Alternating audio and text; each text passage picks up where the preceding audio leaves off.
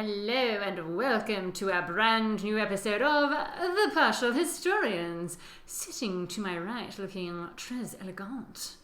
Dr. G, hello there. Hello, and I am Dr. Rad. Welcome one, welcome all. So Dr. G, we're in some turbulent times for ancient Rome. We are. It seems like the tribunes are interested in maybe having a public law code. Yes, so listeners, we've been tracing the journey of Rome from the founding of the city, and we are up to a point where the tribunes are pushing for some sort of clarification of the law. Please, clarity. Exactly. Somebody please. Yeah, it seems too much winning going on with the consuls. They're making things up off the cuff. Yeah, so there seems to be a concern about the way in which magistracies are just sort of making things up each year as they go. There's no consistency or retention of laws necessarily. It certainly makes it very hard for the general populace / plebeians to know what is going to happen to them in their lives in various situations. And I mean, I actually was reading an article about how do we define the patricians and the plebeians at this point in time. And they were talking about how the patricians are almost the ones who know, the ones that have the training and the knowledge in various aspects of Roman life, the religious knowledge, and that kind of stuff is what makes them special and sets them apart.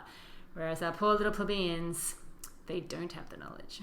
They lack the knowledge, yeah. And they seem to really need some guidance, which is fine. And the thing that is happening with most of the plebeians is that a lot of them are living outside of the city, engaging in farm work. Yes. And coming into the city to trade goods. Yeah. So they're not there all the time. They're not at the political wellspring where the ideas are happening. They come in and out of the city as they need to. They're also out of the loop of power. Yes, definitely. So their absence physically from the space means that they're also lacking knowledge in the space. Absolutely. So we got to a point last episode where there was a lot of drama going on in my account. Things are getting pretty crazy. So the Senate had claimed that there was a potential war looming with the old enemies, the Volscians and the Aequians. And they had tried to push the point when the tribunes called them on it and said, "Don't think so. We just annihilated them. Don't you remember?" By holding a levy so that they could start getting the Roman troops ready. And the tribunes intervened by being physically present. And every time the senators tried to arrest someone, obviously for, I guess, trying to resist, being made part of the army or whatever, they'd be like, "Pasha, release that man." Similarly, when the tribunes try to get together and have a meeting so that a vote could be held, and they're talking about this law, obviously, the Senate seemed to be making themselves physically present and being like, "Don't think so," which means that there's a real stalemate in my account. Yeah, there's a huge stalemate, and it's interesting with this issue of the Volsci and the Aequians, because for Dionysius it doesn't come up at all, and this seems to be the key difference between our two historical accounts at this point. Livy is where it's at, Dr. G. Livy is where it's at. They're approaching this conflict with slightly different narrative tools, or maybe reading different annals to get their information. This is true, yeah. So in my account, what happens at this sort of stalemate point is that the tribunes, it seems to me that the tribunes are trying to get the patricians to leave somehow, like to leave the space so they can hold a vote or something like that. And the patricians don't want that to happen because obviously they don't want this vote to take place, which seems to have something to do with the law. It's not really saying exactly what they're voting on at this point in time. The law about the law. Now, the older patricians are actually not super invested in this. Like they see that it's obviously an issue, but they're not really interested, I think, in getting involved in the physical melee. And I think it's because they see it as being beneath their dignity to be involved with such rabble. I don't want to dirty my toga with that kind of thing. Exactly. And the consuls are trying to sort of stay out of it as well because, again, it just seems to be a bit of a mess, and they're like, nah, this is not where consuls are meant to be.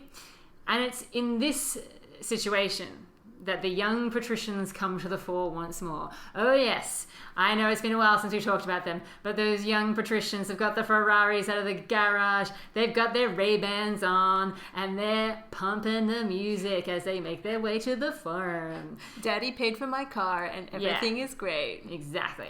In particular, one Caeso Quinctius is going to come to the fore of this, but I don't want to race ahead too much. How are things going in Dionysius' world, Dr. G? Oh, Dionysius' world is very different from Livy's world in some respects. Mine is better. Mostly because Dionysius is really interested in giving like rhetorical expositions on things. Who gets the lucky speech this time? Well, nobody actually, in the sense that it's credited to the sort of patricians as a class and the sort of questions they're asking about what the tribunes are up to, because the tribunes are trying to be like, let's have like greater public exposure of the law and let's nail down what the laws are and let's have a vote on that and maybe we should lead that. Yeah. And the patricians come out and they'll be like, on what authority? Yeah. Well, as I say, although I don't agree with the situation, I think they're right. Yeah. You don't have the power to introduce laws. Yeah. You know, you receive this magistracy that you hold from us, the Senate, upon explicit terms. You're to assist the poor. The poor who are injured and oppressed. And you should meddle with nothing else. I think that's what they're kind of trying to do. And might we remind you that your role has no religious basis whatsoever. Okay. Yeah. Why? There is no holy or sacred connection attached to your magistracy, which basically means you don't have any powers.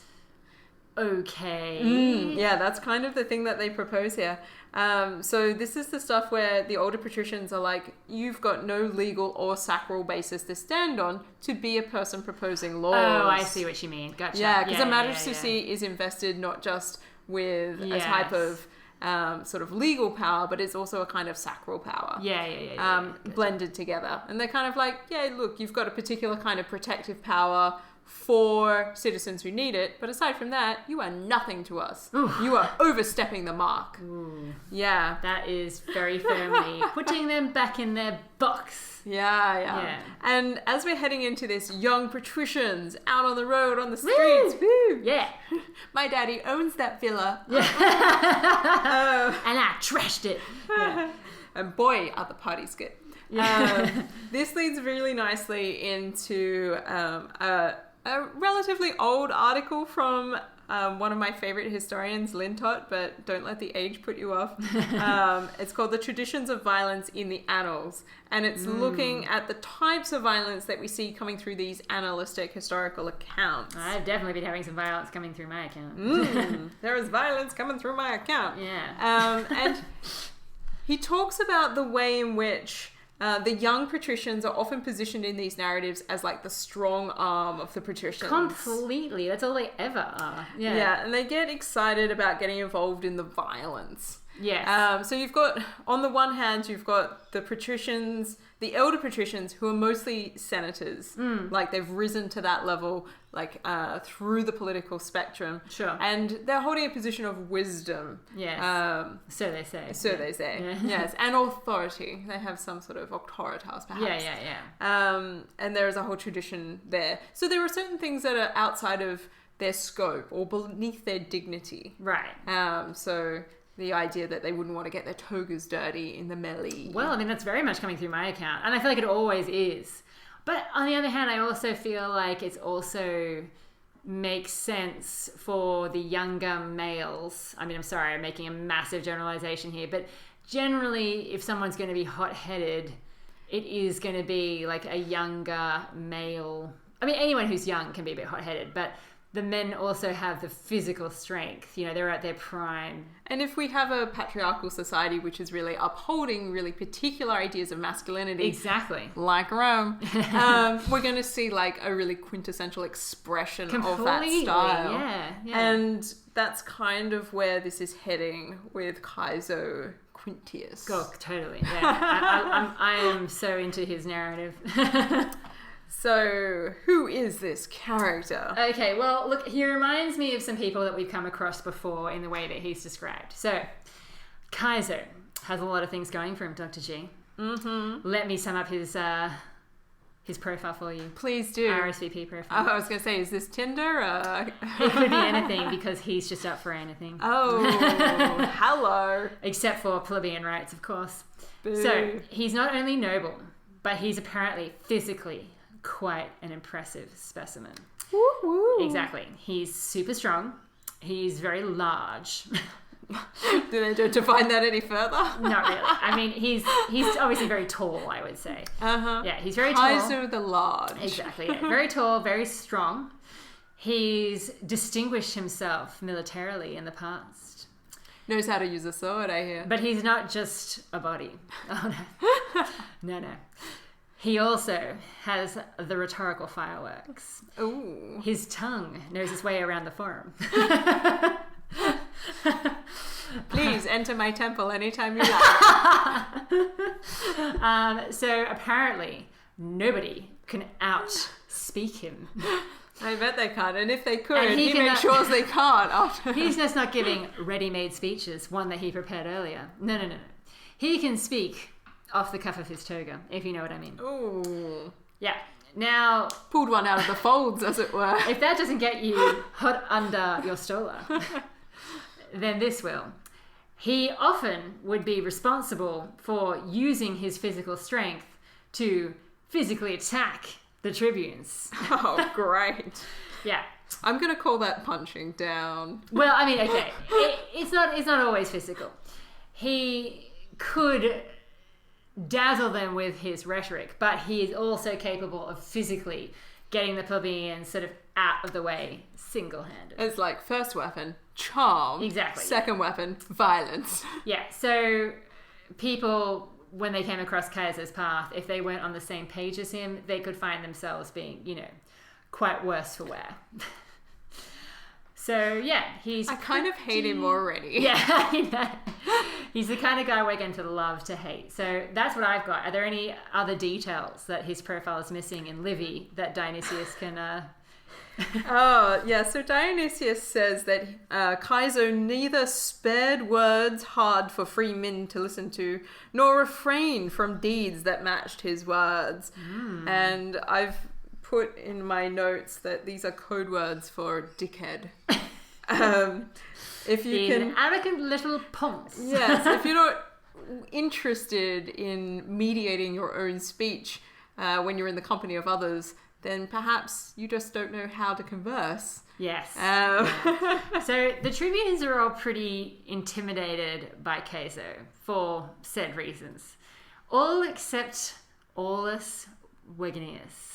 Aulus Verginius. Yeah. Our favourite tribune of the plebs so far. Yes, I believe we met him last time. So in my account, he summons Caeso to be tried on a capital charge.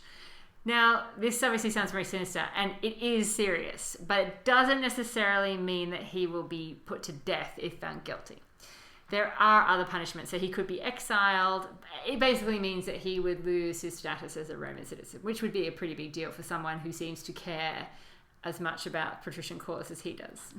Yeah, well, life is getting tough. All right, so I have some similarities, although I think it's going to start to extend out because Dionysius has this penchant. He loves the detail. Loves the detail and loves to give speeches into people's mouths, even when we don't know what they really said. Yeah. So it's perhaps unsurprising that the plebeians hate Caeso Quinctius above all men. I never doubted for a second. In fact, I think the only person that could possibly incite similar hatred would be someone from the Appian family. Oh, well, just you wait. Some Claudians will weigh in at some point, I'm sure. Exactly. And so the tribunes determined to bring him to trial. And this means that they bring out numerous witnesses and they fixed a penalty of death to this trial as well. So that's the nature of the charges are pretty bad. Right. So they're getting all serious. They have. They're like, there's some pretty serious charges. We've got lots of witnesses. The penalty will be death. You better turn up. So do they actually say what he's being tried for specifically? Is it that he's been, assaulting people? Is it... Look, it gets revealed later in Dionysius' narrative, but he sets it up in a non-specific way, first of all. Okay. So I'm just going to give you the way it unfolds for Dionysius. I think that's similar for me too, but I could never quite connect whether the later thing is the same as this thing. But yeah, I think it is, yeah. I'm not sure. I think they might be two seperate things. But let's see how we go, because maybe they do overlap. So he's summoned to appear before the populace. And that's fine. And of course, he is a young patrician. He is not at all scared. If anything, he's more enraged by their... And there's lots of lengthy speeches given against him and all the violence that he's committed. So it seems to be mostly to do with an accumulation of violence against plebeians. Yeah. And they're all presenting their stories as being... as witnessing or being of suffering this violence. Well, and I think, in my account, Virginius is also happy to let Caeso sort of dig a deeper hole for himself, basically, because when he gets all aggro about being called up for this trial, Virginius is like, keep talking, buddy, because every word you say just makes the plebeians hate you more, and it also allows us to, build evidence against you. This works out quite differently, I think. Okay. So Quinctius does have leave to speak at a certain point, and he basically just says that he refuses to speak. He's like, he's not going to speak, but actually he's interested in having the right to give satisfaction to each person privately for the injuries of which they accuse him, if they come to a meeting with him and the consuls. Okay. He wants a consular hearing, and he wants to meet each of these people one by one. I feel like that's totally an intimidation strategy. Yeah, so he's trying to take it out of the public arena and into like a private hearing. That is interesting, because... And a patrician setting, not a tribune of the pleb setting. Yeah. And Livy is building up this idea that whilst Caeso is obviously amazing and, super patrician, Livy suggests that he is also copping the blame for a lot of things that have been said or done by the young patricians as a group. Yeah, because he represents the top of that young patrician gang. He's like the ringleader, as it were. It seems that way, yeah. And this is where his father steps in. Yes. So, okay, all right. Lucius Quinctius Cincinnatus, a name that you will also want to remember, listeners. I was going to say. This guy's going to be... this guy. Yeah, flags. Cincinnatus just means curly-haired. Okay. So, So it's and given the... It's not a special name. It's just a description. And given the placement in his name, I presumed it wasn't a family connection. It's just, as you say, a descriptive... Yeah, he's known as Cincinnatus. Yeah, the curly-haired one. And he notices that that regardless of what his son Caeso is saying to the crowd right now, it's really just riling them up more. So he tries to help out.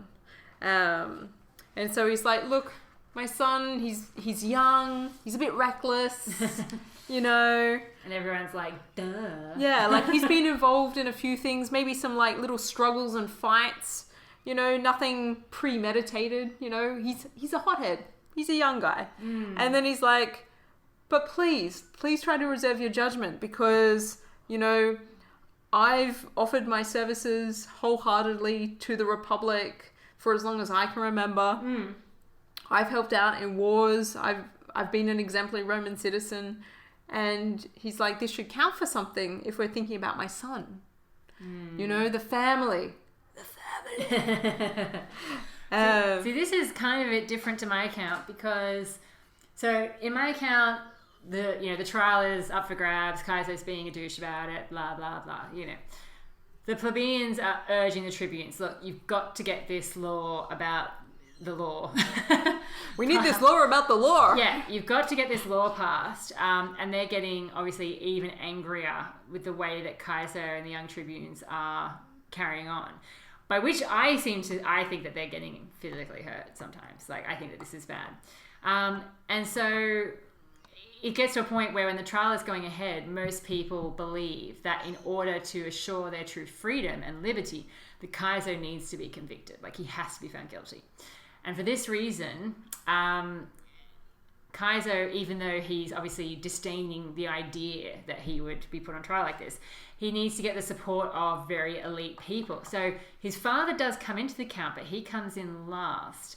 There's all these other people that are listed as being supporters, who are all people that we've talked about before. So, for example, Titus Quinctius Capitolinus. Now, obviously, there's a family connection there. They've both got that Quinctius name.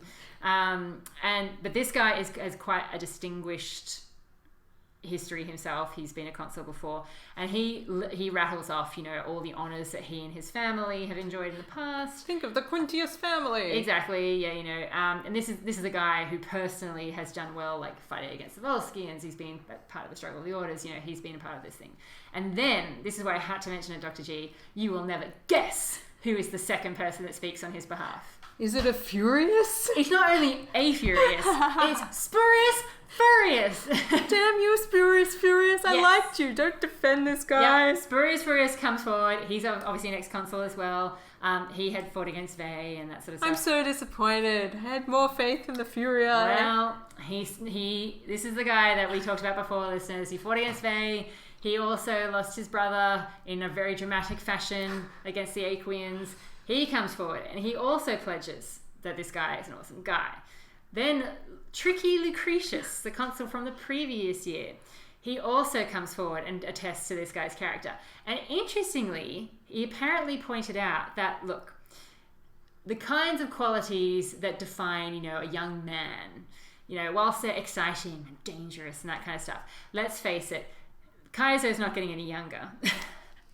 And so those sorts of qualities, which you might find objectionable, are starting to fade. And his maturity is improving because, of course, he's getting older and getting more experience. So we should all, keep that in mind. I'm sorry, but this is beginning to sound like one of those rich person trials where the young boy has done something heinous and then his father comes out and being like, but he's on the swim team. It is completely like that. It is completely like that. I'm so angry right now. It's the establishment defending the establishment. Like, it's completely like that. How dare you? It's at this point that his father comes along. And he actually, apparently, his strategy is not to say, my son is so amazing. But he basically says, please keep in mind that I personally have never done anything wrong to the state. As a favor to me, who is blameless, please spare my son. Now, in my account, obviously, some people are like, okay, old man. But quite a lot of people seem to have sort of like turned away, like not wanting to hear, whether they think that like this kind of approach is somehow embarrassing or whether they're afraid or what's going on. Livy's not really sure, but definitely not everybody is convinced by his father's pleas for clemency. Yeah, this seems to be a problem because this sort of plea for clemency is based on family traditions and the idea that you might be able to anticipate how a young man will turn out based on his father and his other relatives. Yeah. But it also kind of feels like when you're the nice guy, but your son is a dud. Yes. And this is where... and you're like, I got to try and defend my son, even though I know he's a bit of a dud. Yeah, completely. And this is where I think the most interesting young patrician story comes out. So a former tribune called Marcus Volscius Fictor comes out and starts getting people to talk about previous things that have gone wrong with Caeso. And he starts off with personal experience. Okay, so it seems that during the pestilence, he had a brother who was ill. And whilst this brother was being transported out and about, he was obviously on the mend, but not 100% because, pestilence. Whilst he's out and about, Caeso Quinctius and a bunch of other young patricians are obviously out and about in the same area having a night on the town. And it sounds like it must have been pretty riotous. It sounds to me like they're actually slumming it because Livy tells me that they were hanging out in the Subura. Oh, hello. Yeah. Now, the Subura is an ancient part of the city But it is known for being a place where dodgy stuff happens. It's where you'd find your prostitutes, your taverns. Crime and grime. Exactly. I mean, like, definitely businesses, legit businesses. But also illegit businesses. Yeah. Exactly. So these young men are out here. It sounds to me like they're drunk. I think so. Livy doesn't tell me this, but it sounds like it. And so they're showing off. They're being arrogant little prats, basically. And somehow a brawl breaks out. Being too loud, taking up too much space in public. Yeah, exactly. And being douchebags. And it's like, and maybe you dress down, but everybody can still tell that your toga costs more than their whole house. Exactly, yeah. So a brawl breaks out because these guys are being such a pain in the butt. In this brawl, Caeso apparently punched the recovering brother of this former tribune.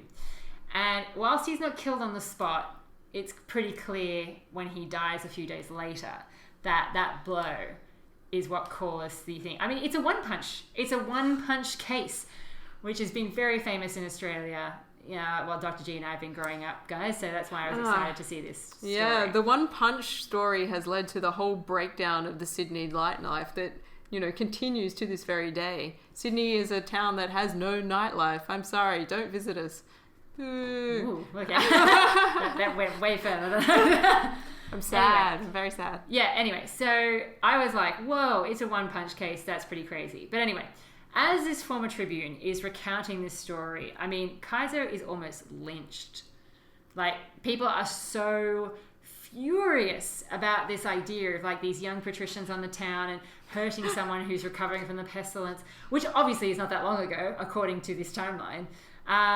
Yeah, it's absolutely... I'm almost furious at this point. They really are. And so I think almost as much for his safety as anything, Verginius orders for him to be thrown in prison. Now, of course, the patricians are not on board for this at all. Okay, and so they start resisting force with force. Oh, okay. Does this tally with where things go with your... Oh, oof. No, I mean, this narrative, there are some parallels, but there's also some particular divergences, which are worth noting. Okay. So we have, first of all, before we even get to that, Dionysius of Halicarnassus gives Aulus Verginius a whole speech. Oh, of course. Yeah. And this is talking about, a whole bunch of things, but just how bad is this Caeso character? Pretty bad. Let's find out. So he's basically introducing the second speaker.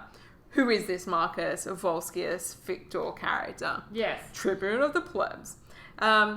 So according to Dionysius' account, this Victor character is a tribune the same year. Right.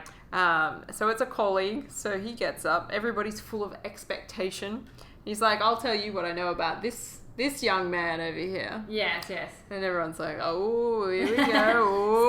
Scandal. And he's like, I would have preferred to receive this man's private satisfaction, such as the laws afford me. But since we're here, let me tell you what I have suffered.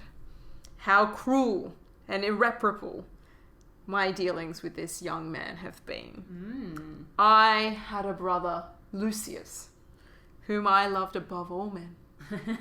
Above all men. And then he goes on this. And they're talking about how they went out, they had dinner, they were drinking with friends, they were having a night. And it was fine. And then they were passing through the forum. Oh, the forum. Yeah. So there's no indication here that Lucius had been ill or had been caught up in the pestilence. Okay. It's just the two brothers were out having a good night.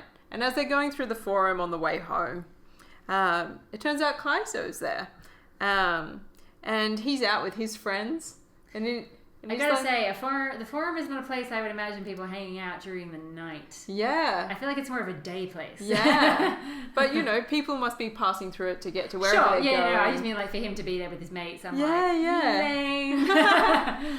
Just hanging out at the forum because that's what we do when we're patricians. Exactly. We're all about the business. Nighttime business.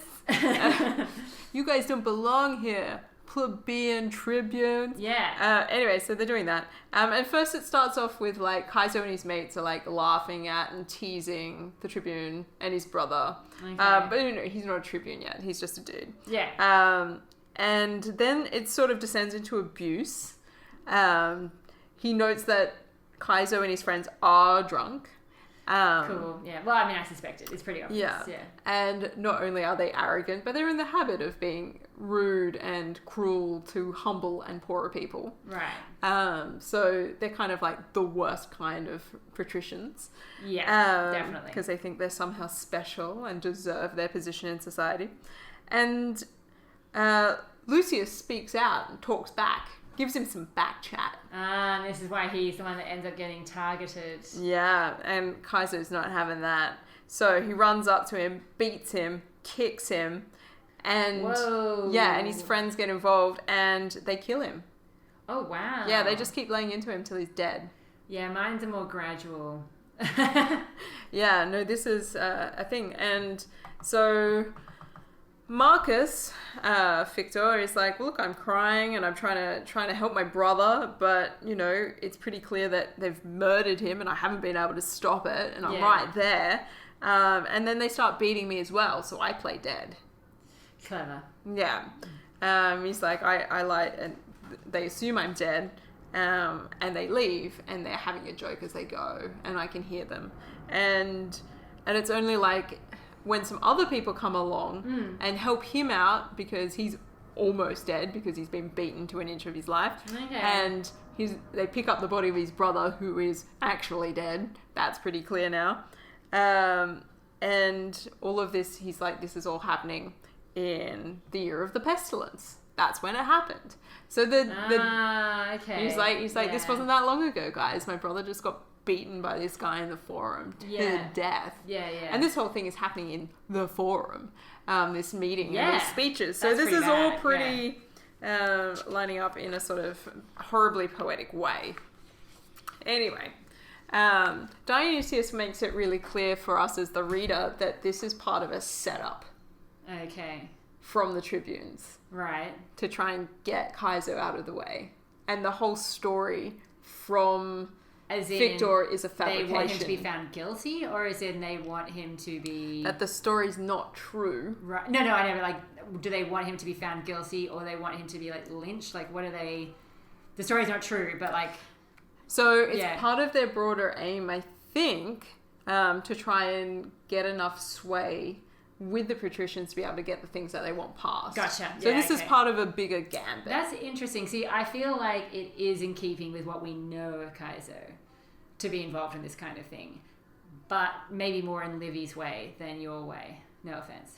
Oh, no, that's fine. I'm not sure where... Dionysius is clearly setting up a really particular narrative, and part of me is like, is this story about Caeso also a way of trying to set up an introductory story that allows Cincinnatus to be positioned as a particularly honourable figure prior to him actually doing much in the political sphere? Because listeners, Cincinnatus will become important later. See, I have to admit, at this point, I actually kind of feel like the detail of his case becomes about something other than himself, just temporarily on Livy's account. Because, so they're talking about, do they throw him in prison? Do they not? Because the patricians are not keen for this to happen. The patricians are pointing out that that's not right because Caeso hasn't actually been found guilty of anything because it's not actually his trial yet. And so there's a big debate about, okay, so what are they going to do? And they end up having this sort of compromise between what the tribunes and the patricians want. And the compromise, I think, is the first case of bail that we've talked about, which is that money is pledged and that will be paid to the people if Caeso doesn't show up on the day of his trial. And the Senate decided on quite a high sum, it would seem. And so Caeso was released, but he instantly goes into self-imposed exile in the Etruscan territory, which means that the bail is forfeit. Now, his father is the one that ends up having to pay this astronomical sum. And in order to pay it, he has to sell everything he owns and move to the other side of the Tiber, which is, because Rome's still quite small at this point. The less defended side. Yeah, and the less crash hot side. So it's not great. So yeah, I kind of feel like the focus. You're right. Obviously, it's setting up certain characters, but I also feel like the focus is kind of about this detail, about Yeah. And I think this detail is really quite interesting. So, and it comes up in Dionysius as well. So there's a nice matchup here in the sense that, yes, there's this really strong call for vengeance and for doing away with this Caeso character. And then they're like, maybe we'll put him in jail until the trial just to protect him. Yes. And then they're like, oh, maybe what if we do this thing called bail? Yeah. Do they invent the word? I don't know. No, but they don't actually use that word. But when I look at it, I'm like, well, that's what this is. Yeah. And so they do that. And then the next day, it's time to do the trial. And Caeso just doesn't appear. Of course, yeah. And it's not made clear in Dionysius's narrative that he's gone into self-imposed exile, or we don't know why he's gone. Okay, And so I think it makes him look bad, man, leaving his dad. It does. Yeah. So in this narrative, he basically just doesn't appear for his trial. No explanation given. No narrative provided around that by Dionysius. It just moves straight on to the fact that in order to deal with this, because it only becomes clear later that he's gone into an exile. Right. That his father sells the biggest part of his estate, moves into a little cottage, and, starts to live this very humble lifestyle. Yes. In comparison to his former lifestyle. Of which he may or may not become famous in the future. Yes. Wink, wink. The suspense is building. Okay, well, is that a good point to finish with Caeso riding off into the sunset? I think so. I mean, there's a little bit more that could be said about him, but I feel like it's going to be part of this ongoing saga. We haven't heard the last of these characters yet. All right, well, let's pause there. And that means, Dr. G, that it is once more time for me to let Igor out of his cage because it's time for the partial pick.